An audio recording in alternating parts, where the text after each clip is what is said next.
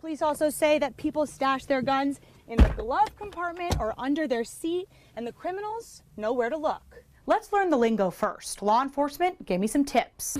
They tell me they've been taking a lot of these road salts, putting it all over here on the sidewalk. This year they're hoping to raise even more, and some of these boys over here have been teaching me how to shoot. Let's see. Oh! Better luck next time. The sheriff's office tells me that the whole entire mailbox blew up, and you can see the splintering that it left behind.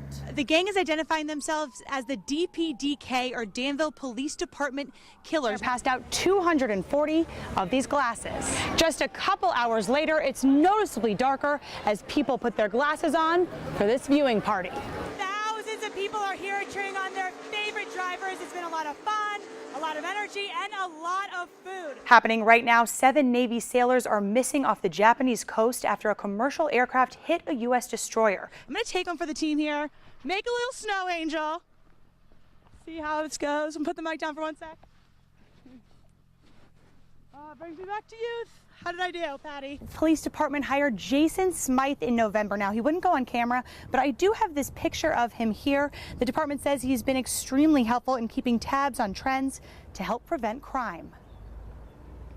Danville resident David Puryear had a burglary scare last summer. Neighbors spotted unfamiliar people at the house. That incident, coupled with the car break-in a couple years ago, are among the reasons he would like to see more police patrolling in his area. Police are working to keep tabs on trends to prevent what happened to Puryear. Intel gathering is really big for us. Their first crime analyst uses intel to connect the dots of crimes to see if they are related through maps like this. This map is showing that in March there were 19 reported incidences of weapon violations, which is the highest over any month over the last 5 years. That's correct. It says the majority of these incidents occurred on Beat 11. Beat 11 is the North Main area.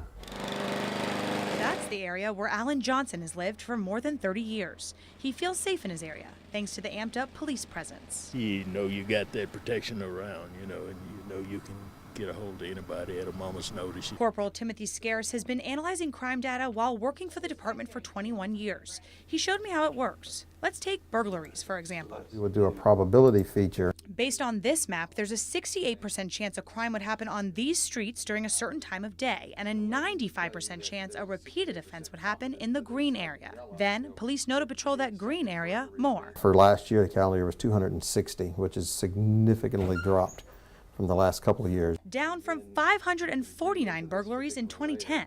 Scarce attributes much of that decline to the crime analyst. Police tell me when the budget allows, they would love to hire a second crime analyst. Live in Danville, Caren Pinto, ABC 13 News. ABC 13's Caren Pinto joined the Danville Honor Guard today, and she joins us live from D.C. Caren.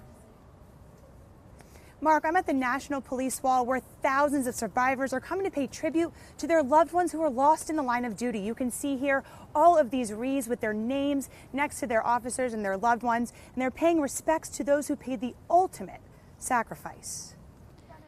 Richter Gutowski, Cody Donahue, and in 2016, Anthony T.J. Freeman. TJ died doing what he loved to do. TJ's mother, Vicki Lindsay, came to National Police Week to honor her son's memory.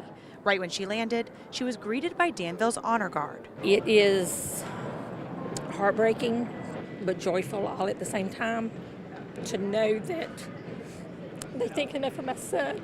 Sergeant Stuart Yeaman with the Danville Police Department says when an officer is lost in the line of duty, every officer feels the pain. We feel the loss the same as the families do. It's a true honor to be here, but it's very difficult to bring the families, to bring a tear to your eye. They are brothers and sisters from all over the country, uniting as one. Their common bond, grief. I know what the feeling they have inside and the emptiness they have. Chief Mike Wiggin with the Lattimore, Pennsylvania Police Department lost his 25-year-old son in the line of duty. They worked side by side. We all understand we sort of walk in the same shoes. The names of those killed in the line of duty echo through these walls. It's powerful and it's overwhelming to see all of the names on this wall. Diana Thornberry lost her dad when she was just 4 years old. This is her first time here, seeing his name on the wall. We're all in this together, and we all gave the ultimate sacrifice. They did, and therefore we did. Lives lost, but always remembered. Coming up on ABC 13 News at 6, hear how the local Danville Police Department made an impact on a national scale. For now, live in Washington, D.C., Caren Pinto, ABC 13 News. All the chairs have been pulled up to Stephanie Culley's dining room table. She's very, very humble. She won't ask for help. She's an angel. She has 6 new roommates. Initially, I was like, oh my goodness, I'm 9 kids, you know, that's crazy. But she says it's part of a plan higher than her own.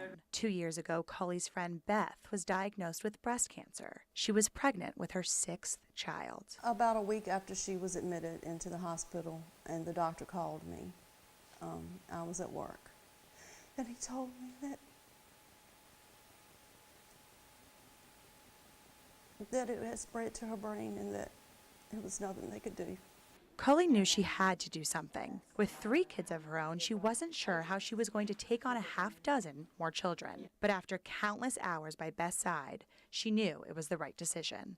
Complete peace with the fact that I was going to be the mother of 9 kids. Culley has felt the love of the entire Halifax community. I wanted a miracle for Beth and those children, and I prayed for God, just tell me what I can do to help. I need to do something. And the kids are getting along great.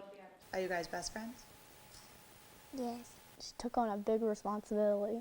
It's a responsibility Culley embraces for her children and her friends' kids.